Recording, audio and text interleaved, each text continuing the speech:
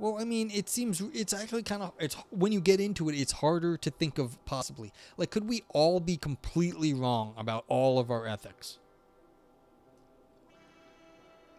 Like, murder is just like, the greatest thing ever.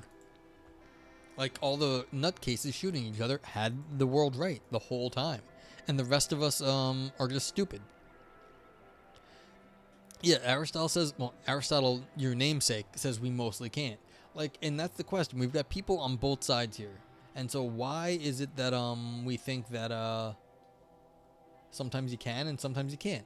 So this is the question. Moral error of ourselves. With the minuscule amount of data we have pertaining to all of existence, how can we know for sure? See, and I think that's where most of the people saying that it's possible get in. It's a argument from like doubt and like uncertainty. We know so little, and a skeptic has an easy position to defend. Exactly, evolve yourself. Aristotle says basically he thinks that if you grew up in a city, you have the universal generals right, even if you get to the particular means are attacked wrong. Yeah, so like Aristotle is very optimistic on this. Aristotle was also an asshole, so I don't know if we can believe him about like just getting things right. But yeah, I think I actually read the article that this person is responding to. Farhad Akhlagi has argued that the non-cognitivist and naturalists cannot explain the epistemic possibility of wholesale moral error. He thinks this shows that non-cognitivism and naturalism are false. This person argues the other side. Okay, so this is 5 pages. Hopefully I won't die because I just read a lot of Hegel, but we're going to discuss this. But like, this is an interesting topic. Like I said, Aristotle's thing to say on it, most people who are skeptics be like, well, of course we don't know. We could be completely wrong about basically everything. Why not? And yeah.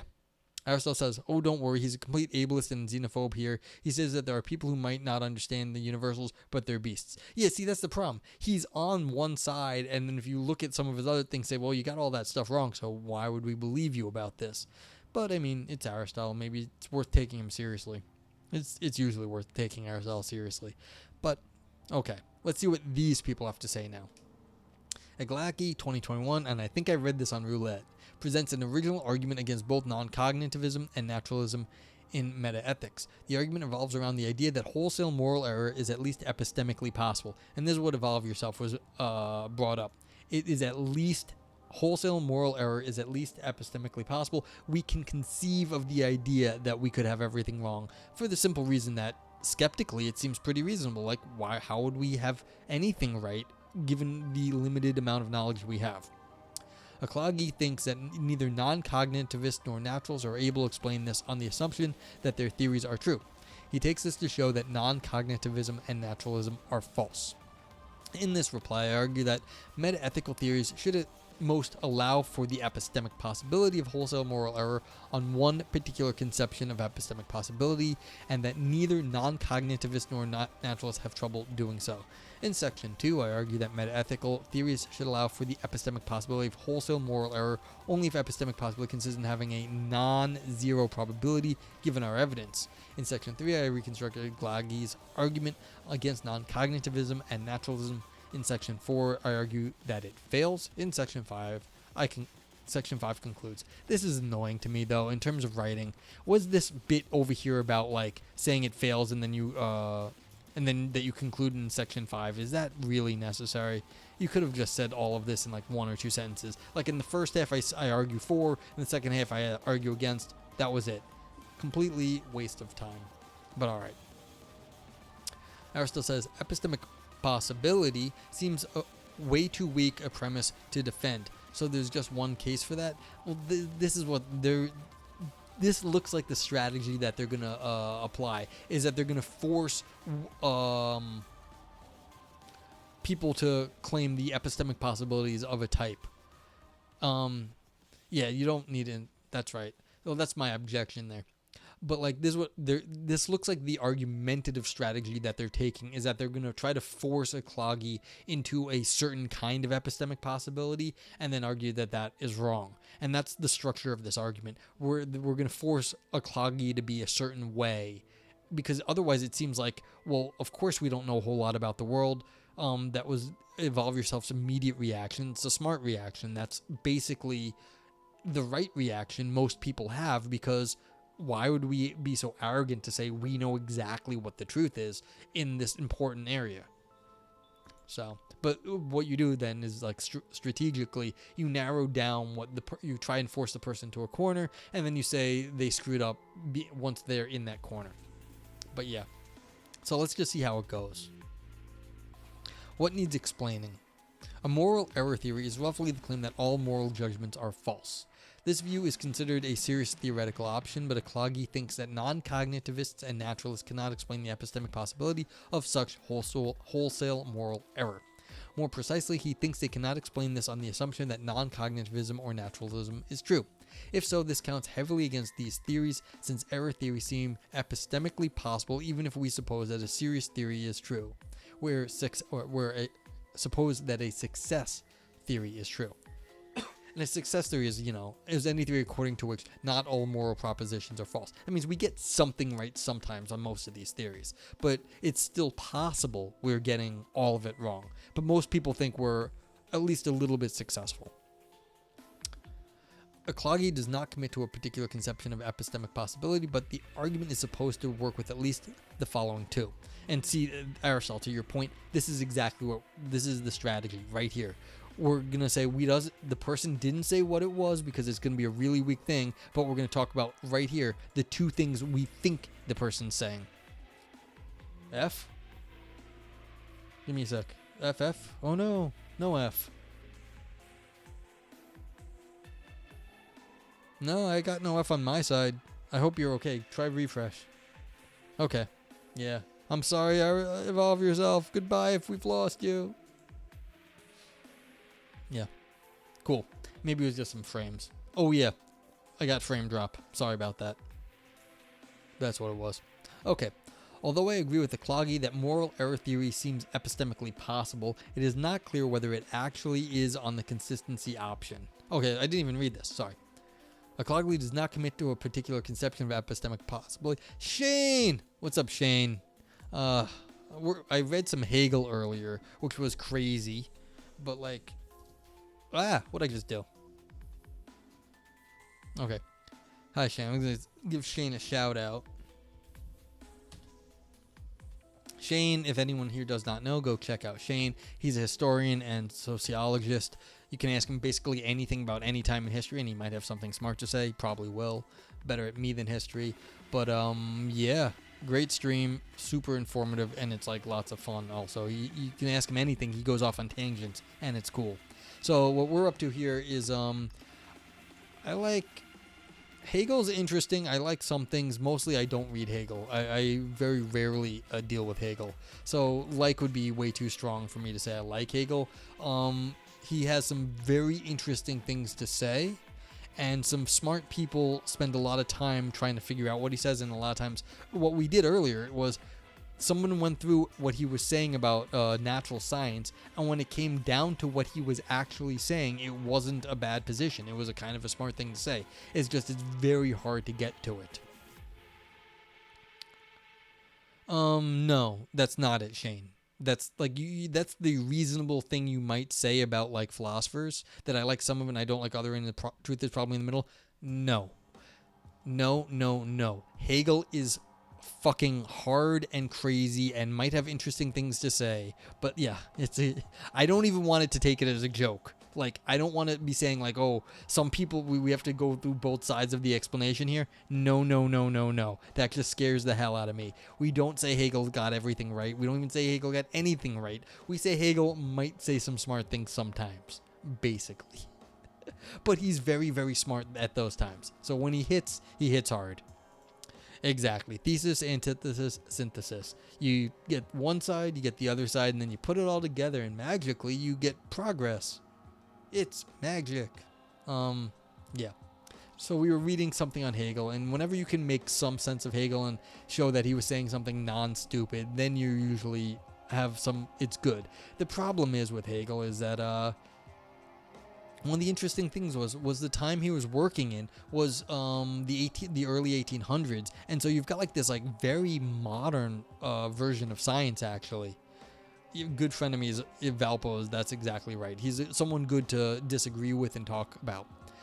but he has a very modern sense. Like, there's a lot of like contemporary things in his understanding of science, and he's trying to put it together in like this older sort of like historical philosophical conception. And so if you can understand why he's saying and why he's doing what he's doing, that's actually very valuable, because what he did was not dumb. He was tracking back all of our scientific postulates about like electrons or whatever to their actual sort of interactions that they're having on the everyday level. And he would not get away from the everyday level all the way, the chain of dependency all the way down into the like physical level. And so why would you do that? Well, that's an interesting thing, but the question is, why would you avoid doing that? Well, all the experiments we ever do always come back to the everyday level, and so you can never actually take the electrons out of the context. They're always going to be embedded in a like history, and that's more of a very contemporary view of science nowadays. And if that's an accurate thing, then Hegel had a very contemporary view, to his credit. But now we're talking about, is it possible that all moral judgments are false? So that's where we're at now for the people that are coming in. So yeah, so you have to say, is it possible that everything we know about morality is wrong? And, we're just saying, well, most people think we have some successes, but it's possible that we don't. Like, so all murder is like a good thing. So, anywho, as always, everyone asks questions. If you want, I will try to explain, if I can. Akhlag does not commit to a particular conception of epistemic possibility, but the argument is supposed to work at least with the following two. 1. A proposition P is epistemically possible just in case P is consistent with everything we know. So that means if everything's consistent, it's possible. And 2, P is epistemically possible just in case P has a non-zero probability given our evidence, the evidential conception. Okay, so it has to be possible. It has to actually have some reality to it. It has to be logically non-zero, not ruled out, and it has to be consistent also. Now the question is, what does it mean to be consistent and also zero? Because that might be a weird thing if it is consistent but has a zero possibility. So why would what's the difference between the logical consistency and then this non-zero probability? And a lot of fuckery goes along when people start talking about probabilities and logic together, as last week showed. Well, yes, Aristotle, it doesn't contradict with other things, and it could actually happen. But what does it mean could in that point? What is the modality of possibility there? Is it a logic? It's not a logical one, because you just said that in one. But then is it a physical possibility? And I mean, or is it like a social possibility? Like, this is where I'm not understanding. It's when people start talking about probability and they don't specify the modality. So we are way past the concept of moral universalism in the paper here, right? Well, we're just talking about moral error theory is what it is called. So there's not that everything is universal. You could have I guess you could have a universal error theory, but the idea is that, like, could we wholesale moral error? Could everything be wrong? Wholesale moral error. Everything we think of could all be wrong. And so that would be the theory. Aristotle says, yeah, my tendency is to go empirical. Can we find an actual case in history or today who someone's completely fucked up? Okay, but see, that's interesting. So I want to see where they go with this. Like, is that thing? Are they talking about empirical likelihood in that case? But I don't know. All right.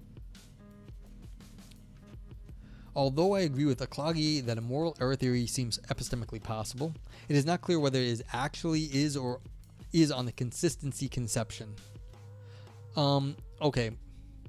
When philosophers talk about error theory, that basically means that everything we talk about has like error bars on it. You know what error bars are? Like, there's a price, but you could be anywhere in the range at that point.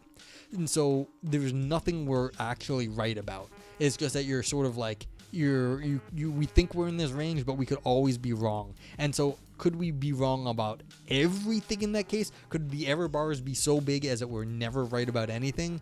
That's kind of what philosophers mean when they mean error theory. It means that, like, we think we're in like the sort of like kind of good range and we have success every so often. But like error theory is just like we could be off on every single thing every time. So it's not so much wrong or inaccurate. It's just that like it doesn't even make sense. It's wholesale. So it's not in an inaccuracy. It's not like wrongness. It's that we're just like we have our head so far up our own butts that we don't know what we're talking about. So it's a sort of a different concept of wrongness. Yeah, a moral error theory is roughly, like right here. A moral error theory is roughly the claim that all moral judgments are false. Yeah. Aristotle says, meta-ethical error theory, whenever I say murder is wrong, my words are trying to latch onto properties that are out there in the world. That's a naturalistic thing that, like, there is something that is the way the world is, and it is that murder is wrong. But metaphysically, no such property exists. So whenever we say things like murder is wrong, we're always saying false things. Yeah. Thank you, Aristotle. Yeah. So you were interpreting wrong and morally like good and evil. It's more like with error, without error, or somewhere between. Yes. That's right. So what Aristotle says is the metaphysical thing. If we're trying to say error theory, it means that there's something that we're getting right about the world, but there is nothing we're getting right. It's just it doesn't exist. So, well, this is the thing. It's like it's not like we're kinda off. It's like we're just completely fucked. Yeah. Yeah, Aristotle, that's right. It's more of a semantic definition, so they might be doing something slightly different epistemology. Yeah, I read a paper a while back about like an aesthetic error theory where we just get all of our things about beauty are wrong, because what they're saying is there is no property of beauty, so every time we're talking about beauty, there's nothing that we could be getting right because there is no property of beauty. And so it's like that you can say it's not that things are less beautiful or more beautiful, it's that there is no beauty to begin with. And so that's the thing. There is no morality to begin with, and that means all our moral judgments are false. Okie doke. But yeah, if I have said anything wrong, let me know. If you have any more questions, let me know. I think I kind of got most of it. Yeah, I think I said it okay. Alright, so the problem is that we do not know everything we know. If we know at least some moral truths, then wholesale error is inconsistent with everything we know. But we may not know that we know those moral truths, in which case we do not know whether an error theory is epistemically possible in the first place. Moral statements are a misfire from the start. Yes, and that's what Aristotle was saying a few comments up, is that there is nothing moral that we can be talking about in the world. And so the idea we're talking about stuff is like kind of misguided. It's that moral theory is misguided because there is nothing moral that we can be talking about. Aristotle says error theory is a tough position for sure. On the one hand, you want to affirm that the way we talk about things is consistent, so it's just that when we analyze it as philosophers, there's no foundation for it. So you're saying the game is just wrong-headed. Yeah, misfire from the start, that's right. Shane says, so I appreciate the epistemic argument to be made on this topic, but what if we roll this out to the end? Doesn't that just mean we're fucked and we can't even explain why? Yeah, that's exactly what we're saying about this. It means we're fucked, at least in terms of what we know. We're never going to find out, and we're not going to explain why. But there are other theories out there. Like, this is the original argument that this paper here is arguing against, is that there is a natural thing out there that we can like latch onto, and that's what doesn't exist, and that's why there's an error theory that we're wrong about it. But there are other theories about this. So if you're not like say a naturalist about these things, like there is a property, you don't think there's a natural property of morality or knowledge out there, then maybe there's some other way to do it. Yeah, so exactly, if Evolve Yourself says, like maybe it's not like truth as in like there's a capital T truth out in the world, but you can go for utility in terms of what works best in our world, and then that might work really well, and that's what we really mean by truth. When we say truth, it means what works the best for us in the way that things work for us. So, and that might in the end be all we ever wanted anyway. But this is the sort of things seems sort of fatalistic and nihilistic. Well, you have to see what they're saying. The person that this paper is arguing against was arguing that you can't do a wholesale moral error theory, and then this person's arguing that there's some wrong about this. This seems like it to you, but Yeah. Well, we have to see what the argument is. We're setting out the ground scape at the ground rules at the moment. So they're saying, look, if you're going to say there is wholesale moral error theory, right here is what we're saying. We're saying that, look, it's consistent and it's non-zero. That like something like this, that there is this conception of epistemic possibility. And then the argument is that, look, you're being consistent when you say there's a wholesale moral error theory, and something is possible just in case it has a non-zero probability. So we have to see where we're going. And so, although I agree with Akhlag that a moral error theory seems epistemically possible, it is not clear whether it actually is on the consistency option. And see, this is what they're doing. They're going to force the wholesale moral error theory into this consistency sort of bind. The problem is that we do not know everything that we know. And so that's the thing. They're going to say we might be right and not know it. And then you can't say that it's consistent to be wholesale moral error. Aristotle says, the error theorists can say that after you figure out that there are no objective moral principles, you can make them for yourself. Yeah, so this is sort of Nietzschean, you could say, with like, well, we have to create our own. Yeah, there's still places to go once you're an error theorist. Like, you're just not saying it's natural in the world. Like, it's not objective. But maybe it's, you can do one for your social group, your society, something like that. Okay. So if we don't know that we know all the moral truths, maybe we can't guarantee the consistency of wholesale moral error. We're not carving nature at its joints. Yeah, I guess you could say it that way too if you want to use, was that a Quinean term? About how we understand what we're talking about in the world. So it's like if we can't actually talk about things in the world, then we're screwed. Alright. Okay. Notice, moreover, that Akhlag's neutrality entails that no meta-ethical theory should incorporate an epistemology which likely gives us moral knowledge. For if we knew any moral truths, then an error theory would not be epistemically possible on the consistency conception. For if it were reasonable to require explanations of the epistemic possibility of wholesale moral error in this sense, then we could reject a very large number of theories, including non-naturalist views that posit self-evident moral truths, conceptual moral truths, direct access to moral reality, etc. This seems far too quick. Alright, so here's exactly what the author did. The author said, just as Aristotle was saying, you could do, like, maybe there's some self-evidence or conceptual moral truths that don't exist because of something in the world. We're just saying we think it's self-evident because of, like, how we are, or we have some concepts that are moral truths. Again, we're not talking about naturalism, we're just talking about the conceptual, like, way it's structured. And so this is ruling out too much that it is consistent that we are 100% wrong in moral error. Especially if there's conceptual moral truths, even if there's nothing out in the world, but we have ideas that are, true in terms of what morality is. This is Plato. Oh, interesting. Okay. The evidential conception says that a proposition P is epistemically possible just in case P has a non-zero probability given our evidence. This does not have the same undesirable consequences. Okay, so if you're going to say it has a non-zero possibility. For even if we know that P, there can be a non-zero chance that P is false given our evidence. Suppose, for instance, that I know that I have hands on the basis of the sense perception. We have hands, but do not know that I have hands.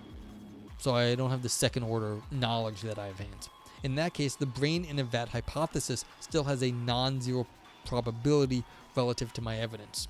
Okay, yeah, so if I have hands, I only have evidence I have hands, but not that I have no evidence about brain in a vat. And so in that case, you could say, well, I don't have hands also. And so the brain in vat is a non-zero. So you could say, look, we could have wholesale moral error in the same way. I have evidence that I have moral error or whatever, moral laws, or we're getting something right, moral truths, but we don't know that we know this. Like, we could be in a brain in the vat, in a moral brain in a vat, and so they don't actually exist, but we think they do because that's what our evidence is giving us. Okay, so it is not reasonable to require that meta-ethical theories are able to explain or allow for the epistemic possibility of wholesale moral error given the consistency conception. It is at most reasonable to require that they can or allow for the epistemic possibility of wholesale moral error given the evidential conception. In section 4, I will argue that neither non-cognitivists nor naturalists have difficulty doing so, but I will first explain Akhlag's argument. Okay. If we restrict ourselves to the evidential conception of epistemic possibility, then it is reasonable to require that theorists are able to explain the epistemic possibility of wholesale moral error given the truth of their theories. Akhlag thinks that non-naturalism meets this requirement easily, since according to that view, moral thought concerns non-natural properties and facts. If such things do not exist, then moral thought would be in systematic error. Given our evidence, and even if non-naturalism is in fact true, that means like moral things aren't natural. Like you can't find them in the world. Then there is a non-zero chance that non-natural properties and facts do not exist. Yeah. In this way, non-naturalists can explain why wholesale moral error is epistemically possible. Yeah, so if you don't think it's natural, then you could be completely wrong about it, because it would be like being in a brain in a vat and then no hands exist. So it's the same thing. We're in a moral brain in a vat where everything we think is moral is really just an illusion to us. Non-cognitivists would not be able to achieve the same feat. They believe that moral judgments are non-cognitive states like desires and emotions, and we know that they exist. Yeah, so if you are angry or you're hungry, you know you're hungry, and that does exist, at least for you. This by itself does not entail that an error theory is epistemically impossible, since the error theory says that all moral judgments are false, not that moral judgments do not exist. But if non-cognitivists also hold that moral judgments are neither true nor false, then they would not be able to explain how all moral judgments could possibly be false. Yeah, because like if you're hungry, it's not true or false. That's like a feeling you have. That doesn't have a true or false thing. You feel hungry. There's nothing true or false. Like you could say it's a fact that you feel hungry. That would be true if you did feel hungry. But the fact that my stomach hurts right now, that's not true or false. That's a feeling. And that's the same thing here. If you have a moral judgment, it wouldn't make sense to call it false, because that would be a feeling. You don't call feelings false. Furthermore, allowing that moral judgments are truth-apt would not improve these prospects of such an explanation. Akhlag sees two options: either what counts as a mistake in moral judgment is left unexplained, or it is explained in terms of the possibility of improvements by the light of standards internal to the ethical domain. But if it is explained in terms of standards internal to the ethical domain, then a different problem emerges. Akhlag thinks we know that some attitudes, such as non-racist attitudes, cannot be morally improved. Yeah, like a preference? Yeah, like vanilla versus chocolate. You could say that, yeah, because you just like that better, and it's not true or false.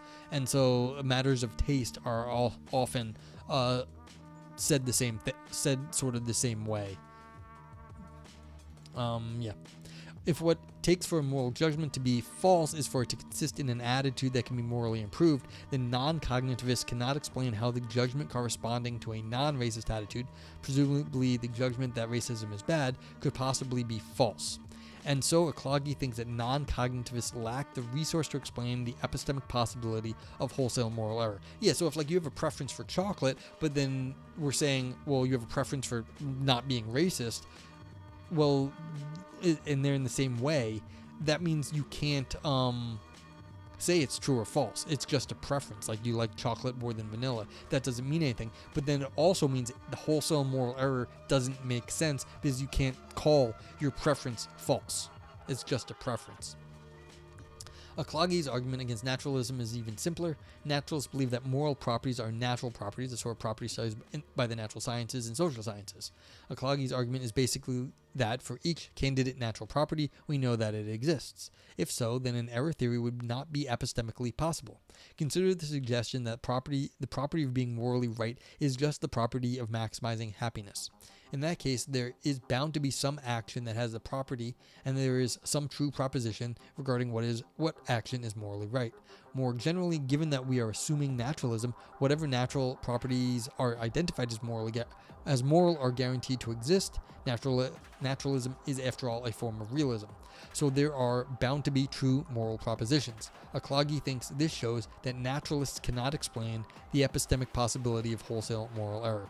Yeah, so that means that the proposition exists in some abstract way about the world, and so therefore there's some sort of floating proposition around in the world that is true, and so that means that's a counterexample to wholesale moral error, because there is some proposition somewhere that happened to exist about something that happened to be right because it increased happiness, because it's just a simple utilitarian thing must have happened at least once. And so there's a proposition that goes with it. And so naturalists, if they think that these things are natural properties, that they exist, that sort of proposition existed, and therefore there's at least a counterexample that something was right once about a moral argument. Okay, author says the problem with Akhlag's argument. Akhlag's argument is based off a conflation of two different ideas. One, the idea that if a success theory is actually true, then that should make no difference to our current epistemic situation regarding wholesale moral error. And two, the idea that if a success theory is actually true, then the possibility of wholesale moral error should be explicable in terms of theoretical commitments of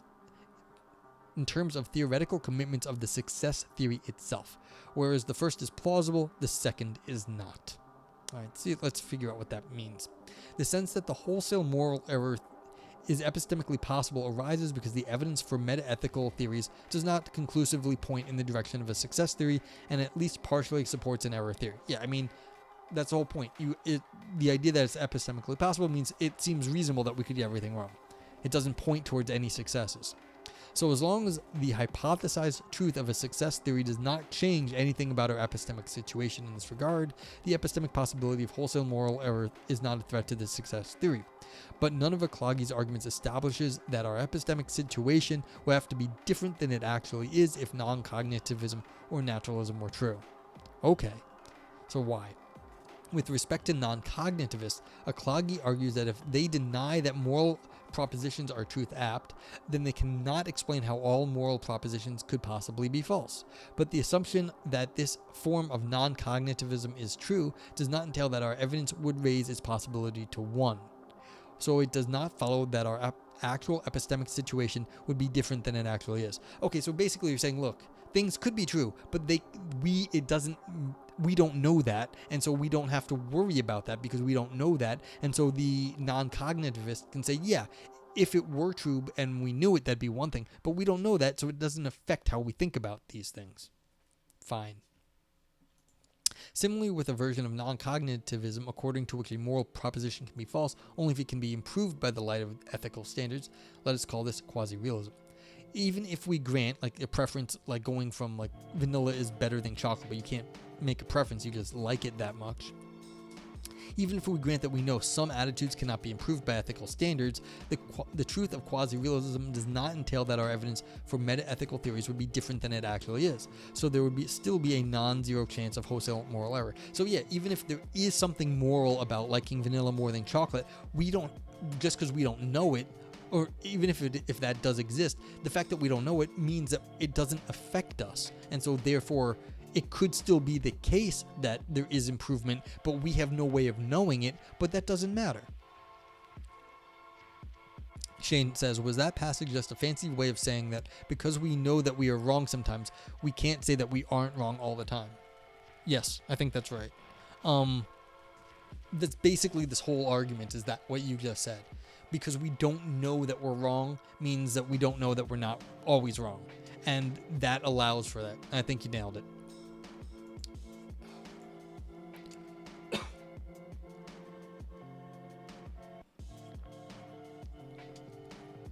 So yeah, I mean, that's this whole section. Where did they say that, really? They said it up here. It's the first. The idea is actually true, then it should make no difference to our current epistemic situation. And basically, I'd say because we don't know we're wrong means it doesn't affect us. So that's basically right. Oh, and we're at the conclusion already. So where were we? Okay. So there, now we're going to the naturalism argument. And so yeah, you've got the whole thought, and this is the conclusion. That was their entire thought, arguing against this person. And I don't know if this actually works, but whatever. The same problem afflicts Akhlag's argument against naturalism. All he shows is that if naturalism is true, then there are likely some true moral propositions, but that does not mean that our epistemic situation would be different than it currently is. For the fact that naturalism guarantees that there are some true moral propositions does not entail that our evidence reduces the likelihood of error theories to 0. So yeah, it's exactly the same thing. Just because this exists in the world doesn't affect how we know about this stuff, and therefore we could still claim that like everything could be wrong. It just isn't affecting how we're thinking about it. Okay, so although Akhlag is right that wholesale moral error should have a non-zero probability given the truth of a success theory, he has not shown that this is not the case with non-cognitivism or naturalism, for he has not shown that the truth of these theories entails that our epistemic situation would be different than it actually is. And this is the difference right here. The epistemic situation would, like, our mind wouldn't be different because of the non-zero probability of a success theory is a metaphysical probability. It's the metaphysical probability that everything is wrong, but that isn't our epistemic probability, because we would be in the exact same boat we're in terms of what we're thinking about. Shane says, so now he's proving the inverse as well. We have to admit that we don't know everything, so we can't say that we aren't all wrong. Yeah, he's using that point. Yeah, so he was saying that before, now he's using the point. That's correct. And so this is the thing. This one here up here is metaphysics. There's a non-zero probability given this that something is true, that there's a true moral theory out there, but that doesn't affect what we know about it. So there's a strict divide between the way the world is and what we know. And so yeah, so since we don't know everything, we can't say that there is a non-zero metaphysical probability, but that does not affect what we think about it, because we still don't know it, because we don't have access to that sort of truth about the world. Notice that Akhlag's argument fails even if we suppose that meta-ethical theories should also allow for the epistemic possibility of wholesale moral error on the consistency conception, according to which P is epistemically possible if P is consistent with everything we know. For the assumption that non-cognitivism or naturalism are true does not entail that we know that they are true. For Akhlag has clearly shown that the truth of either theory entails that we have some moral knowledge. Nor has Akhlag clearly shown. Yeah, see, the problem is there's a gap between the metaphysics, the way the world is, and what we're thinking about the world. And so as long as this author can keep those two things apart, which they just said right here, that Akhlag has not shown that that any of the truth, which is metaphysical truth right here, the way the world actually is, entails right here that entails moral knowledge. So we've got truth entails, this is metaphysical truth, entails some moral knowledge, which is epistemic. And so he's the author here is trying, I don't know if it's a he, I forget, but like, can we jump the gap from the way the world is to what we know about it? No, we can't just say, oh, the way the world is this way, therefore we know something. Akhlag does not address whether naturalism entails that we have some moral knowledge, but he comes close to arguing that quasi-realism entails this when he argues that we know that some attitudes cannot be improved by moral standards. But that is doubtful too, for even if quasi-realists cannot explain how racism could fail to be bad in terms of their own theory, we would still have evidence against quasi-realism. So even if quasi-realism is true, the evidence against it may undermine the status of the belief that racism is bad as knowledge. If so, then wholesale moral error would still be consistent with everything we know. And this quasi-realism, I don't know if it's super critical, but it was up here. I don't want to go back over it. Conclusion. If wholesale moral error should be epistemically possible given the truth of a meta-ethical theory, then this is so at most given the evidential conception of epistemic possibility. But neither non-cognitivists nor naturalists have trouble explaining how wholesale moral error can have a non-zero probability given our evidence, since the truth of neither entails that our evidence raises the probability of non-cognitivism, naturalism, or moral proposition to 1 or close to 1. I've obviously said similar field to McGinnis's cognitive closure argument for the mind-body problem. I don't remember McGinn's cognitive closure argument, but you're entirely right that I think it is a closure argument. That's the strategy is of a closure argument. They're saying this is the limit of what our mind can do, and then therefore you can't get out of that. I knew McGinn's closure argument at some point, and I think you're right, but I can't remember it now. It's been a while since I if you want to like do a real short like write up on it in chat, I'll read it out, but I can't remember McGinn off the top of my head. I haven't looked at that in 2 years, and I only looked at it like in passing, so I don't remember McGinn.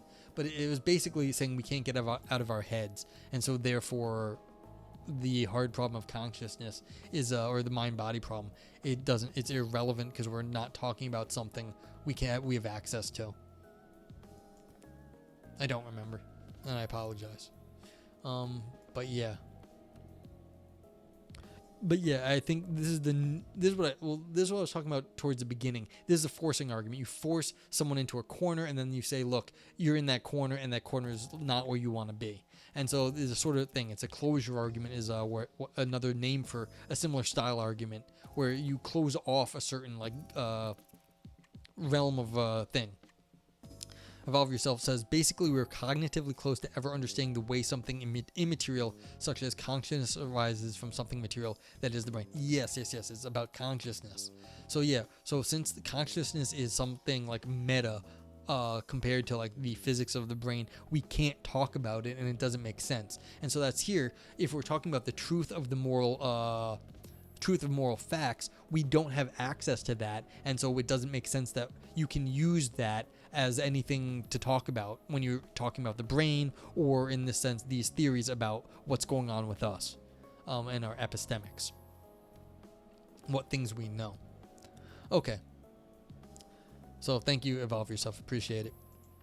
But neither non-cognitivists nor naturalists have trouble explaining how wholesale moral error can have a non-zero probability given our evidence, since the truth of neither theory entails that our evidence raises the probability of non-cognitivism, naturalism, or any moral proposition to 1 or close to 1. Since we have no access to this, we can't say it's actually 1. However, Akhlag also failed to show that the truth of non-cognitivism or naturalism would make wholesale moral error epistemically impossible on the consistency conception, since the assumption that non-cognitivism or naturalism are true does not entail that we know that they are true or that we have any moral knowledge. So neither non-cognitivism nor naturalism have anything to fear from the epistemic possibility of wholesale moral error. Okay, so that's interesting.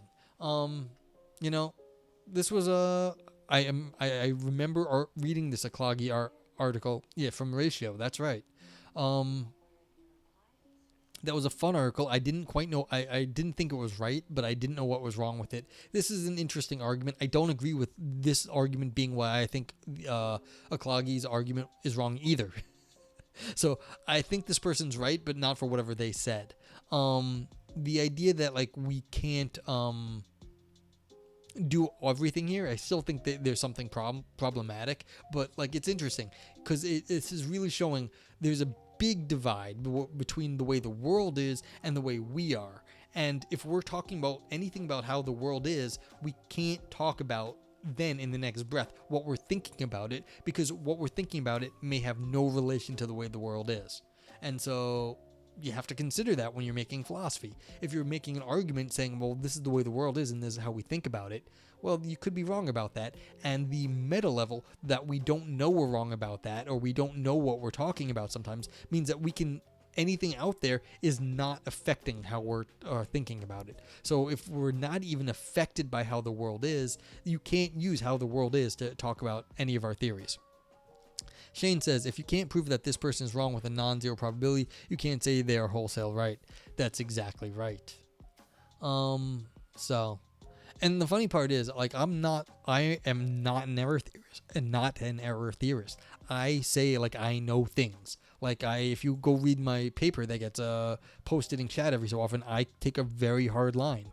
So it's Shane's better at epistemology than you? Maybe. I mean, history will give you a sense of knowledge. I will give you that. You will get a sense of where things are going over time. So Shane may have a good intuitive sense, even if he's not a professional philosopher.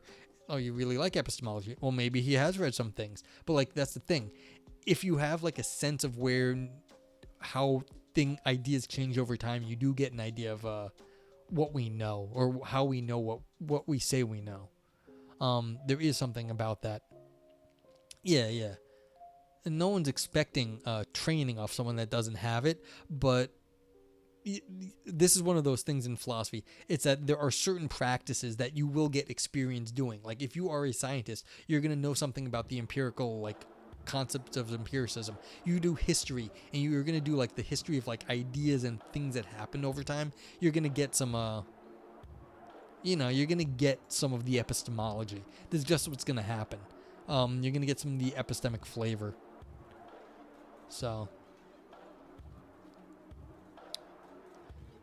I mean, it's just there's overlap in different areas of knowledge. So it's basically that's why you have to take people seriously, even if they don't always know exactly what they're talking about or exactly got the lingo correct. You still have to take people very seriously, especially if they're smart people, because they may not be wrong. I have to tell people, give me a case and talk slow because I'm too dumb for the abstraction. Yeah, Aristotle, I think you're full of shit. You know that if you make them actually give an example and talk slow, they're going to fuck up because they don't know what they're talking about.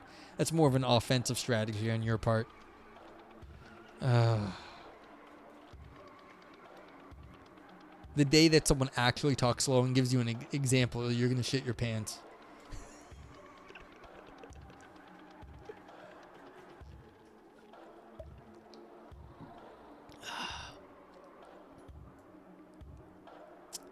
Yeah.